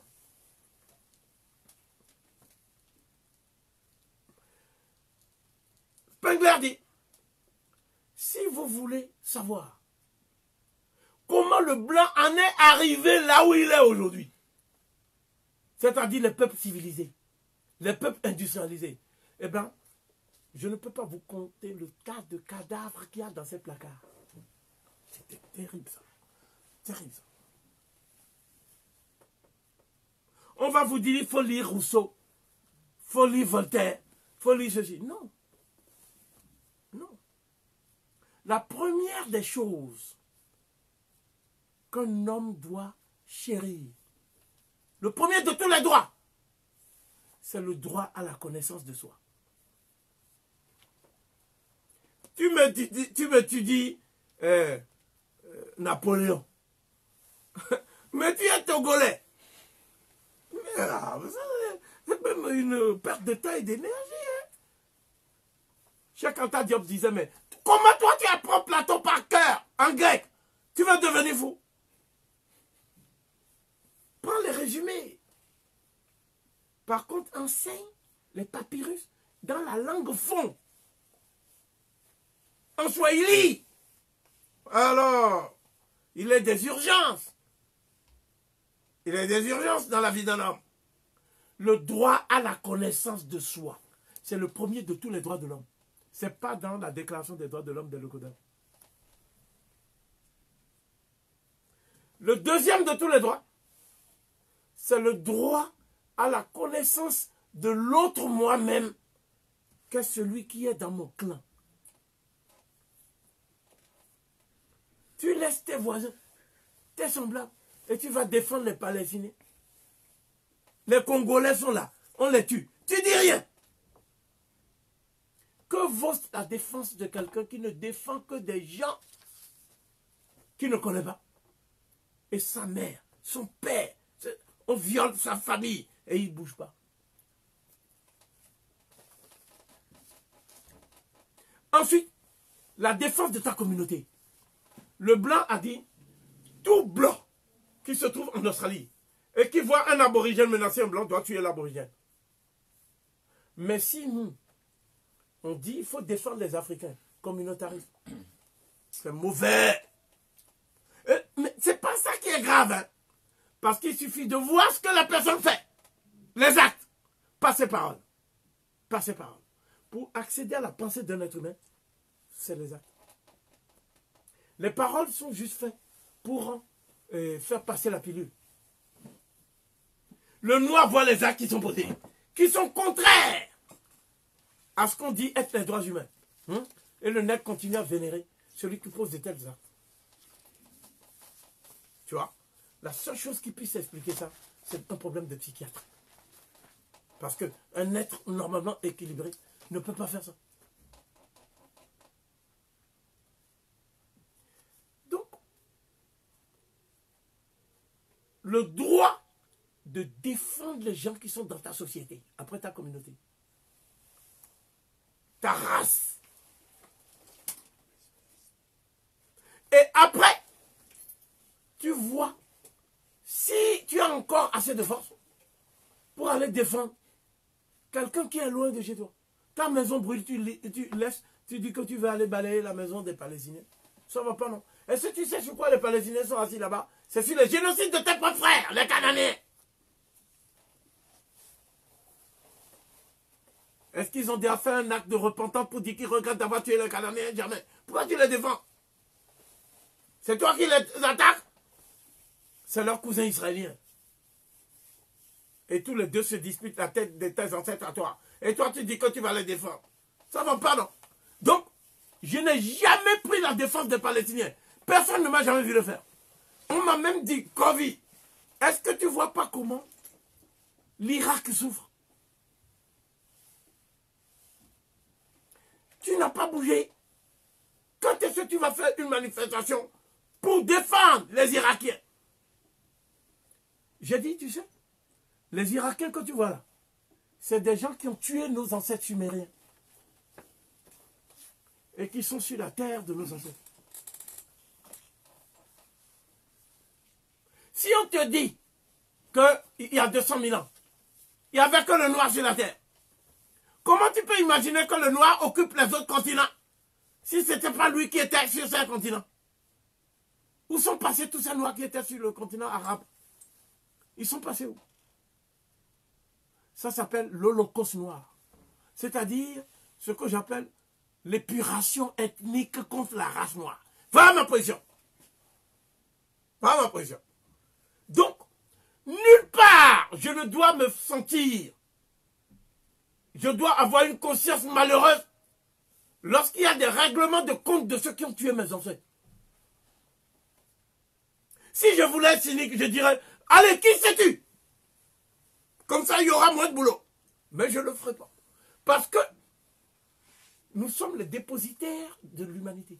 C'est-à-dire l'humanité est née en Afrique. Et partout où on tue l'être humain, l'Afrique est en deuil. Voilà ma position. C'est ça que j'appelle l'humanisme matique de la maths. Voilà ce que je dis. Voilà ma vraie position. Parce que tout à l'heure, j'ai dit que j'aurais pu dire.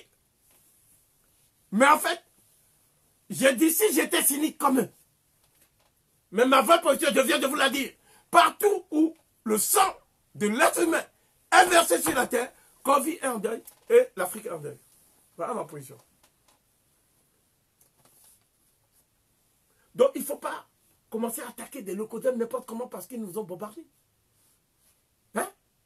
C'est-à-dire un locodème qui n'a jamais même mis pied en Afrique, tu l'attaques comme ça.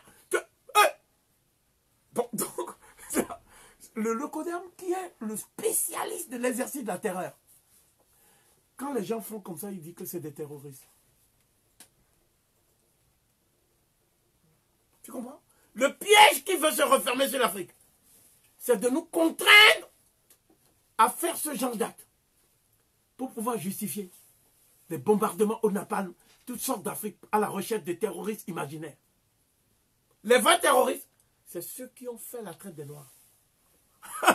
Voilà ma position. Demandez aux Asiatiques qui sont les vrais terroristes. Demandez aux Aborigènes qui sont les vrais terroristes.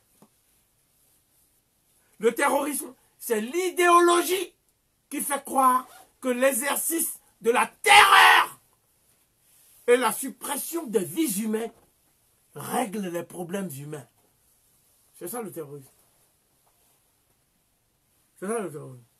Townby, Drigine, Yorga, Jean-Baptiste Avico, mais aussi Pingler. Voilà pourquoi on ne les cite pas. Voilà pourquoi leurs noms paraissent bizarres. Bien. Dernière chose, parce que c'est une réponse exceptionnellement longue. Et nous risquons, si ça continue comme ça, de battre tous les records de live. Ça risque de faire 8 heures. Donc je vais faire court. Il y a une technique pour faire court. C'est citer l'auteur. Kovi ne doit pas commenter tout le temps. Ça permet à Kovi aussi de souffler. Donc, le problème qui est posé ici, c'est celui-ci.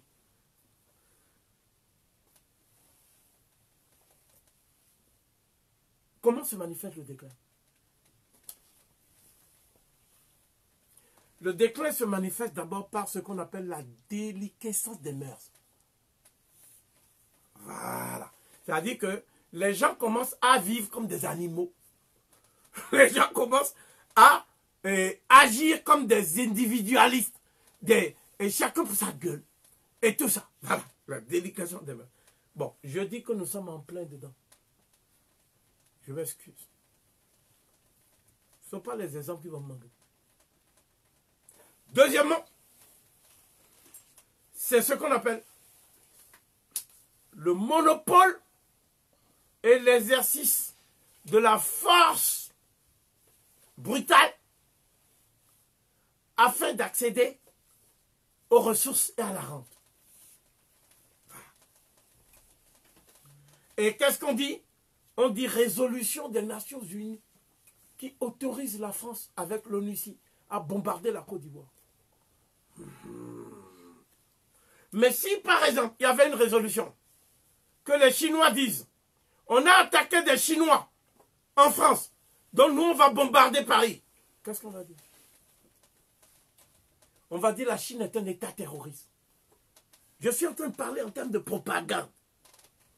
Si je mens, les Noirs n'ont qu'à me dire. Si je mens, si mon raisonnement ne tient pas. Donc, on m'a dit ce genre de choses, Gomez. Jamais ça ne passera à la télévision au Bénin. Pourquoi? Ce que tu dis là, dans ta live, jamais. Je vais te demander pourquoi. Ils ont dit parce que les accords de coopération entre la France et l'Afrique stipulent que les informations qui sont données au Bénin doivent refléter ce que l'agence France Presse donne, ce que RFI donne. Donc, c'est la propagande française qu'on utilise au Bénin. Alors que la France exploite le Bénin. Mais nous, on n'a pas le droit à une contre-propagande. Dès que nous faisons une contre-propagande, qu'est-ce qu'on dit? Montée du sentiment anti-français, racisme anti-blanc. Donc, l'usage systématique de la force brutale, c'est ça qui prouve que ces gens-là, ils ne sont pas légitimes dans leurs droits. Et en fait, ils disent que c'est pour chasser un dictateur. Non mais Gbagbo, c'est pour voler le cacao.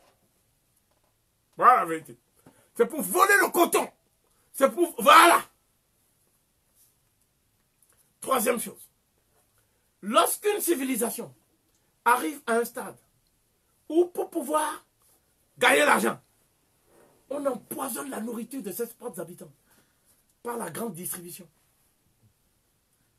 Lorsque, pour pouvoir gagner de l'argent, on met des vaccins qui sont contre-productifs pour l'être humain. Et on donne à des populations entières de cobayes pour que quelques industries puissent avoir des profits. Lorsqu'on envoie dans l'atmosphère des tonnes d'air pollué, de manière à ce que même les nuages n'arrivent plus à se former. Et à ce moment-là, on voit que dérèglement climatique, ceci, cela. Tu vois? Aujourd'hui, je peux dire une chose. La mort des habitants de l'Afrique, la mort des enfants, surtout la mort des enfants, est provoquée à 60% par les vaccins. Il y a des vaccins qu'on administre à des femmes. Et la femme est stérile.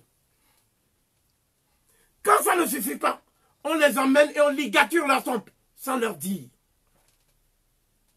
Donc des femmes de 20 ans ne peuvent plus accoucher toute leur vie. Voyez, donc c'est ça que lorsqu'un occidental se rend compte de ça, et que lui-même dit qu'il a été protestant, et il voit que c'est son pays qui fait ça, et sa civilisation, il a le choix entre deux choses. Soit dénoncer et devenir un paria, soit cautionner et devenir un riche reconnu comme étant l'exemple même de celui qui a réussi dans la vie. Voilà ce que nous vivons. Et il a dit que lui, il va dénoncer pour devenir un barrière. Mais là où il dit qu'il va dénoncer, il aboutit à la conclusion suivante. Un monde dominé par les Blancs est quand même meilleur qu'un monde qui serait dominé par les Noirs. Spengler. Ça, il est rattrapé maintenant par l'éducation. Négrophobe. Combien de Noirs lui connaît pour parler comme ça? Et pourquoi toujours imaginer un monde qui serait dominé par une race contre les autres races? Pourquoi pas une entente des nations? Vous voyez? C'est cette logique. C'est-à-dire, il dit que la force a fait trop de ravages dans l'humanité. Et il dit que les rapports de force, s'ils sont défavorables aux Blancs, c'est mauvais. Où est la cohérence? Hotep. Hotep. Deuxième question. Quelle est la thèse centrale de l'ouvrage Le déclin de l'Occident? Serge Covey.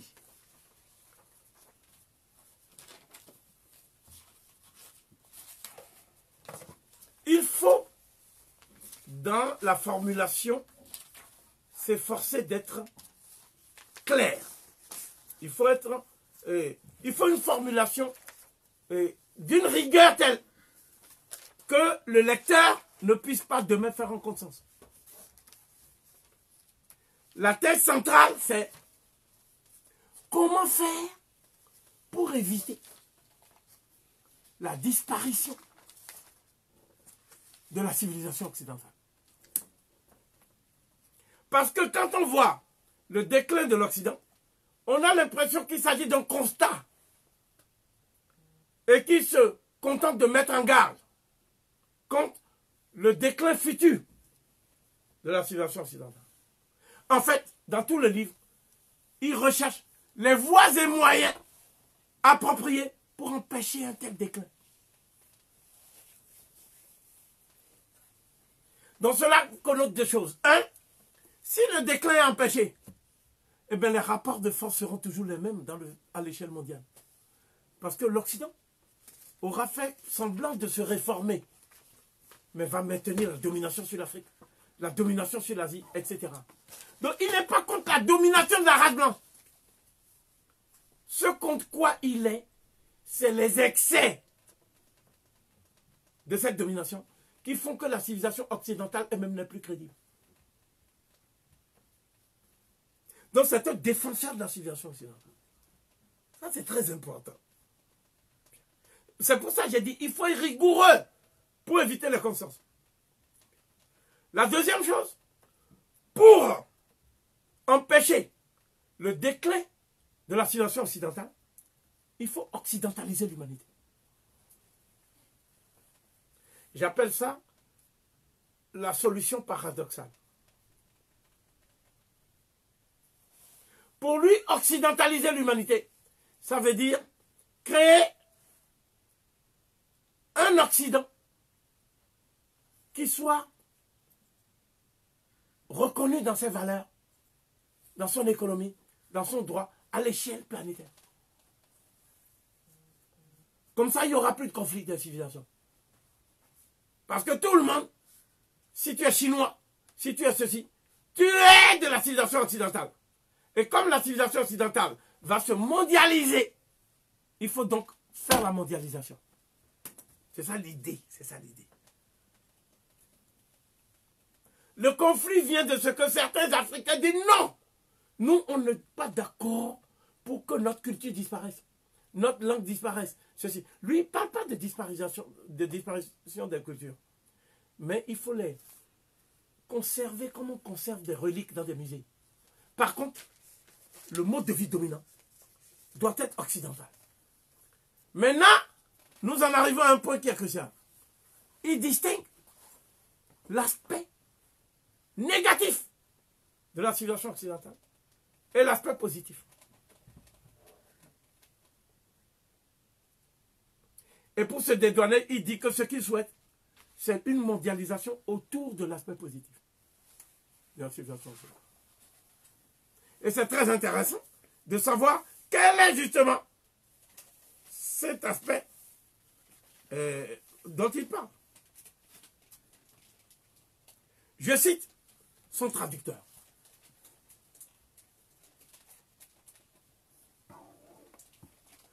Toute la spéculation allemande,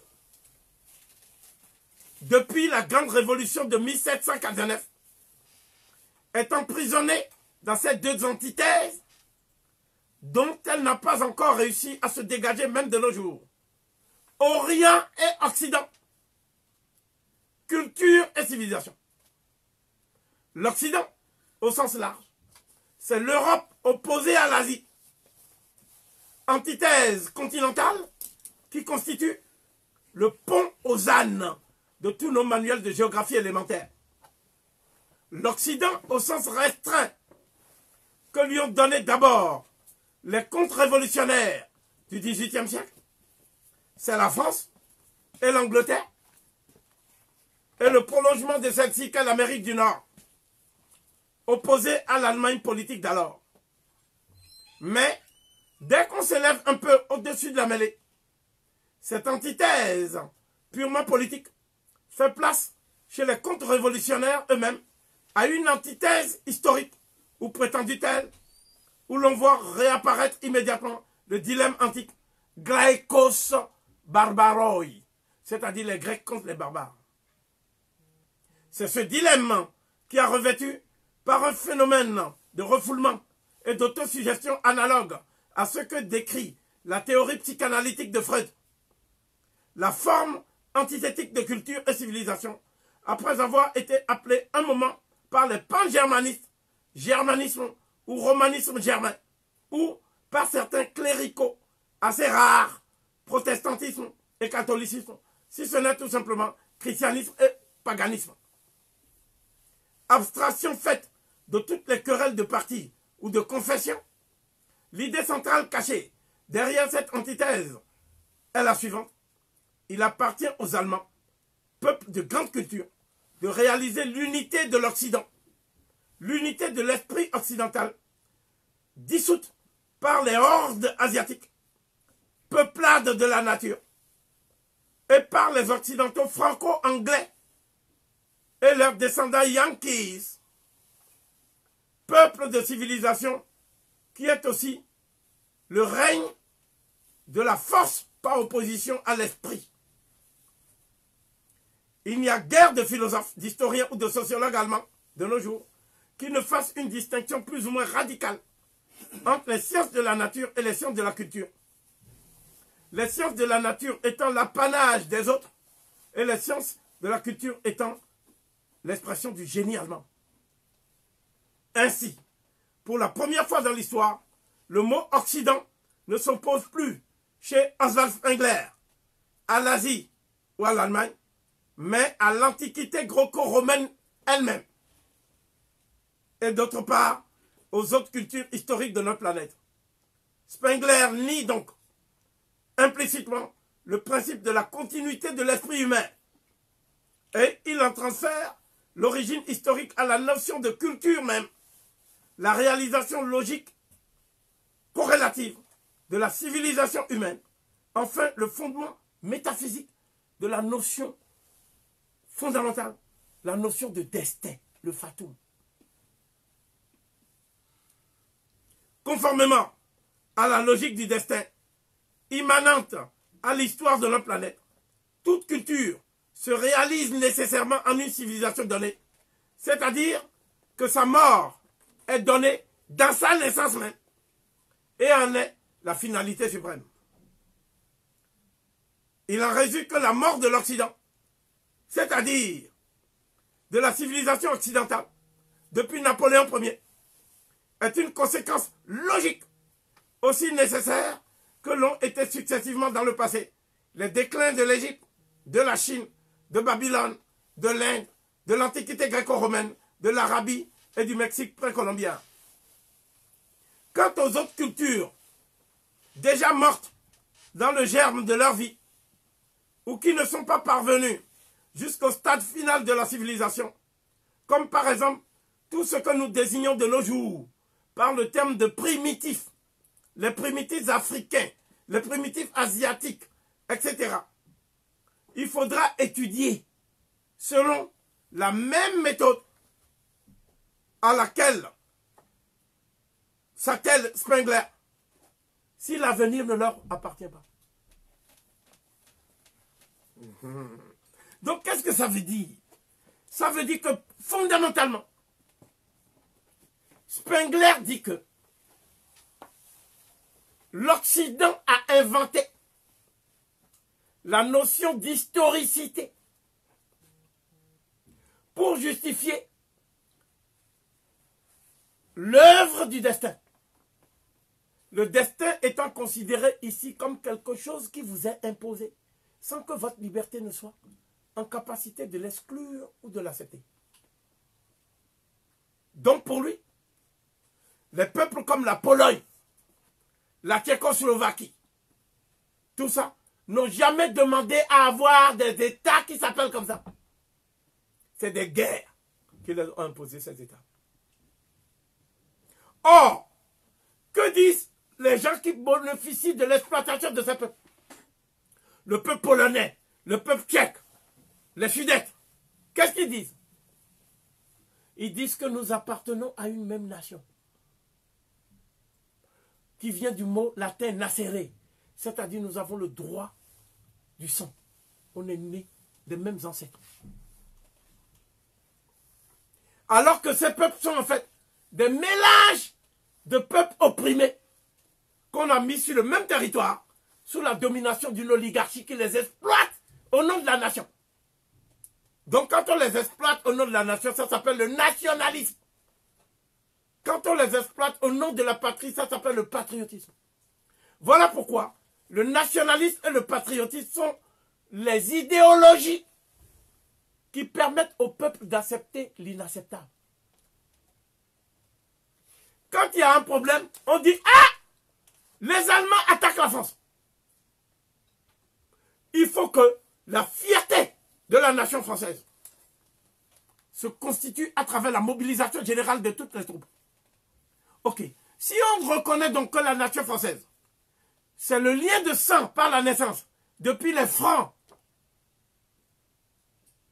et les Gaulois avant eux, pourquoi on emmène des tirailleurs sénégalais? Ils sont Francs, ils sont Gaulois aussi. Pourquoi on les emmène? Dans les faits, on agit comme si on va chercher n'importe qui pour défendre la France. Mais ce n'est pas la France qu'on défend, c'est une oligarchie qui a peur de perdre ses biens. Voilà pourquoi Karl Marx a dit que il vaut mieux qu'on attaque la France. Ça permet de libérer les prolétaires français. Il a dit, les prolétaires n'ont pas de nation. Le nationalisme est une idéologie anti-révolutionnaire par essence. Les prolétaires n'ont pas de patrie. Le patriotisme est une idéologie révolutionnaire, réactionnaire par essence. Les prolétaires, leur patrie, c'est la terre entière. Prolétaires de tous les pays, unissez-vous. Voilà pourquoi Covey a dit, kémiques de tous les pays, vive libre ou mourir. Donc quel est le problème? Bon, on m'a demandé, Covey, toi tu dis vive libre ou mourir, tu es prêt à mourir? J'ai dit non. Parce qu'il faut que j'enseigne. Si je meurs, on n'a jamais vu des morts enseigner. Donc je veux vivre encore un peu. Comme ça, je fais le binôme avec Norbert. Donc quel est le problème de fond qui est là? Vous voyez bien qu'il y a 4 idéologies. 1. Le nationalisme. 2. Le patriotisme. 3. L'universalisme. 4. Le mondialisme. Voilà. Et c'est au nom de ces idéologies que les gens se battent. On a demandé à George Soros, est-ce que tu te sens américain? Et George Soros a dit non. Je suis un citoyen du monde qui gagne des dollars en Amérique. C'est tout. Vous comprenez? Donc aujourd'hui, la contradiction principale entre toutes les nations, c'est la contradiction entre les souverainistes et les mondialistes. Les souverainistes et les mondialistes. Donc, ce qu'il dit ici, et qui est très important, parce que je ne sais pas si les Africains voient ça. La notion de destin, c'est la notion qui dit que un être humain qui vit en France, son destin est déjà scellé par rapport à la famille pauvre ou riche dans laquelle il vit. Mais on fait croire aux gens que le hasard, c'est-à-dire la loterie, le loto, c'est-à-dire 10 chances sur 10 milliards. C'est ça qui fait que c'est une société qui te permet la fortune même quand tu es pauvre. Donc, il dit, personne n'est pauvre. La pauvreté, c'est la conséquence d'une division du travail et des rapports sociaux qu'on découvre une fois qu'on est né. Personne n'est pauvre. Donc, il y a une différence entre le droit naturel et le droit positif. Le droit naturel, c'est que tout être humain qui arrive sur Terre, il a des besoins. Tant qu'il peut satisfaire ses besoins sans entrave, il est heureux. Les Indiens Miskitos, les Amérindiens, n'avaient pas besoin d'avoir la télé. Ils sont restés des millénaires heureux sans télé.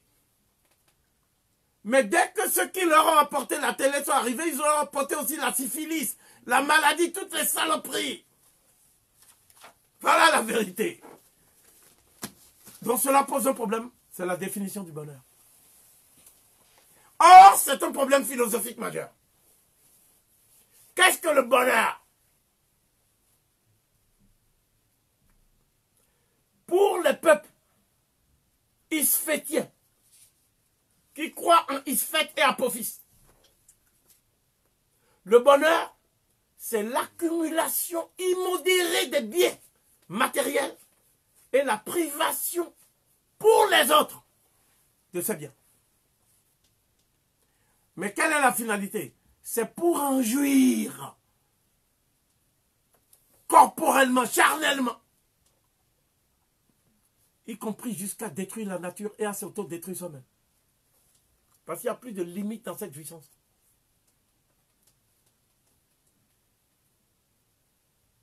Pour le peuple matique,